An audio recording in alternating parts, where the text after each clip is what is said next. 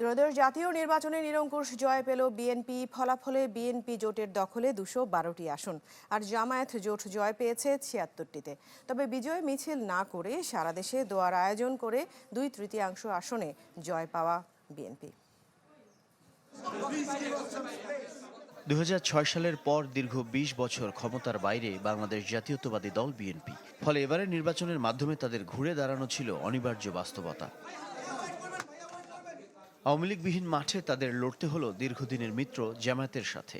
এবার এককভাবে 300 আসনে নির্বাচন না করে কিছু আসনে সমঝোতা করে কয়েকটি মিত্র দলের সাথে। দিনভর ভোটাভুটিতে বেশ কিছু আসনে হাড্ডাহাড্ডি লড়াই হলেও শেষ পর্যন্ত 200টির বেশি আসনে জয় তুলে নিল বিএনপি জোট। সানশাইন আটা ময়দা সুজি, ভালোবাসায় তৈরি। ঢাকা 17 আসনে প্রায় 5,000 ভোটের ব্যবধানে জামায়াতের প্রার্থী ডাক্তার খালেদুজ্জামানের বিপরীতে জয় পেয়েছেন বিএনপির চেয়ারম্যান তারেক রহমান। আর দলটির মহাসচিব মির্জা ফখরুল ইসলাম আলমগীর ঠাকুরগাঁও 1 আসনে 2,36,000 ভোট পেয়ে জিতেছেন জামায়াতের দেলোয়ার হোসেনের বিপক্ষে।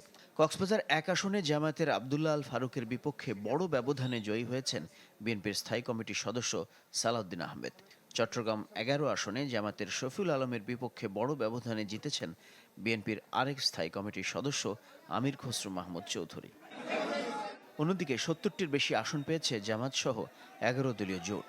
ঢাকা 15 আসনে বিএনপির প্রার্থী শফিকুল ইসলাম মিল্টনের বিপক্ষে 21,000 ভোটের বড় ব্যবধানে বিজয়ী হয়েছেন জামায়াতের আমির ডাক্তার শফিকুর রহমান। তবে খুলনা 5 আসনে জয় পাননি দলটির সেক্রেটারি জেনারেল মিয়া গোলাম পরওয়ার।